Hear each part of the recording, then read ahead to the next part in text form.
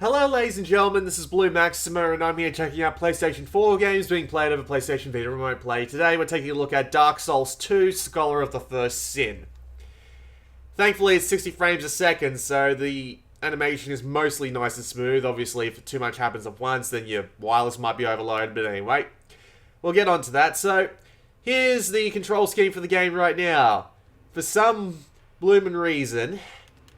Alright, so L1 and R1 have been, well, not so much they've been mapped to the L and R buttons, and then L2 and R2 and L3 and R3 are the touchscreen controls. So with Dark Souls 2, at least for the physical combat, you can tap on the lower right corner of the touchscreen to lock on and reset your camera.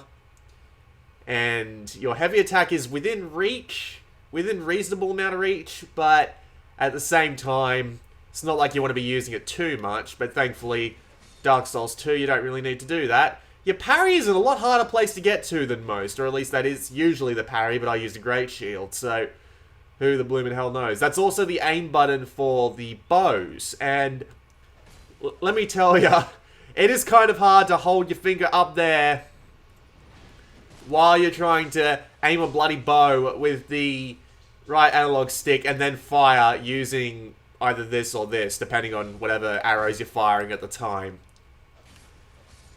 Not much else has changed.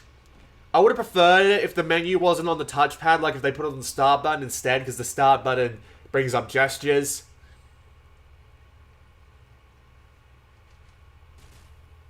But there really isn't...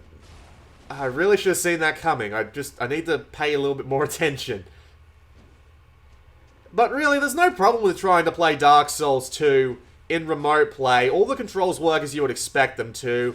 And I'm going to go heal up, because this doesn't look good for me. Better run around the barricade. All the controls work as you expect them to, really. Thanks to the 60 frames a second, there's no noticeable input lag. And you can do pretty much everything you need to. All the basic things you need, your items, your changing all your stuff is pretty much perfectly where it needs to be. That was a really bad stroke of luck.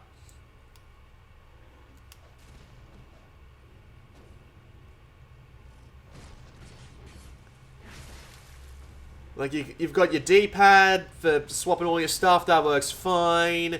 You're capable of blocking pretty much any time you need to. You're capable of dodging pretty much any time you need to. I am fat rolling here, that's probably not a good thing, but nevertheless.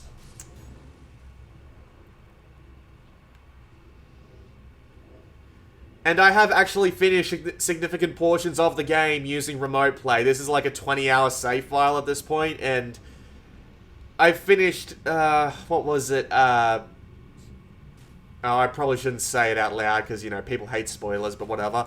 I finished the, what was it, The Lost Sinner with remote play, and the entirety of The Lost Bastille, including the Belfry Luna, so, trust me, if you can finish that on remote play, then you can finish pretty much any other section of the game in remote play. Although, obviously, if you're one that likes to rely on parries or heavy attacks, this might not be the best setup or solution for you. Let's go and have a look at the options menu, just because there is one or two more things I need to check, and I will probably get out of the way. So first thing I should note is that you've got your camera sensitivities here and all that, but also you've got your jump controls. Now, by default, this is set to L3, and yeah, it is pretty much impossible to take your finger off the analog stick and jump with L3 because of the way it's mapped, so you're probably going to need to go and change that to jump by the circle button. But I mean, other than that,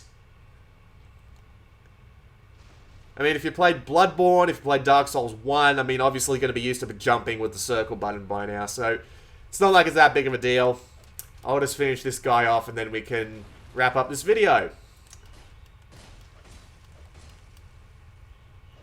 Really should let my stamina come back. I've also engaged in PvP. Oh, wow. Yeah, he parried me again. God damn. Alright. Actually, you know what? Probably best to... Oh god, why? Hang on. Better Estus. So yeah, you gotta tap up here to fire your secondary shot, which is a bit strange, but not that big of a deal. But yeah, Dark Souls 2.